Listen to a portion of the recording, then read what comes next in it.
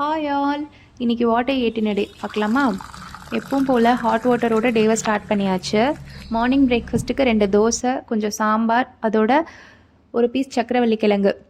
ரொம்ப hair fall அதிகமாக இருக்கனால கொஞ்சம் கருவேப்பிலை போட்டு மோர் குடிக்கலான்னு இன்னிலேருந்து ஸ்டார்ட் பண்ணியிருக்கேன். எவ்வளோ நாள் போகும்னு தெரியல, பார்க்கலாம். மதியம் லஞ்சுக்கு சாதம், சாம்பார், அதோட காலிஃப்ளவர் பொரியல் பேக் பண்ணியிருக்கேன். கொஞ்சம் கேர்டும் பேக் பண்ணிட்டேன். ஈவினிங் ஆஃபீஸ் முடிச்சதுக்கப்புறமா அப்படியே மார்க்கெட் போயிட்டோம். போய் கொஞ்சம் வெஜிடபிள்ஸ்லாம் ரீஸ்டாக் பண்ணிடலாம் அப்படின்னு சொல்லிட்டு.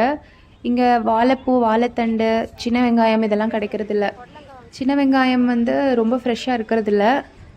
இருந்தாலுமே ஒரு 130 140 ருபீஸ் சொல்கிறாங்க பர் கேஜி. அதனால் கிடைக்கும் போது வாங்கி ரீஸ்டாக் பண்ணிக்கிறது. இந்த தடவை கிடைக்கல. ஸோ அதனால் மற்ற வெஜிடபிள்ஸ்லாம் ஓரளவுக்கு வாங்கிட்டு திருப்பி வீட்டுக்கு ரிட்டர்ன் வந்துட்டோம்.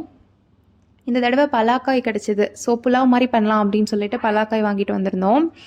வீட்டுக்கு வரும்போதே ரொம்ப டயர்டாக இருந்தது. அதனால் வீட்டில் கொஞ்சம் மிச்சம் இருந்த ஃப்ரூட்ஸ் எல்லாம் கட் பண்ணி போட்டு, கொஞ்சம் சீட்ஸ் நட்ஸ் எல்லாம் இருந்தது, எல்லாத்தையும் போட்டு நைட்டு டின்னருக்கு அதுவே சாப்பிட்டுட்டு டேவை கம்ப்ளீட் பண்ணியாச்சு.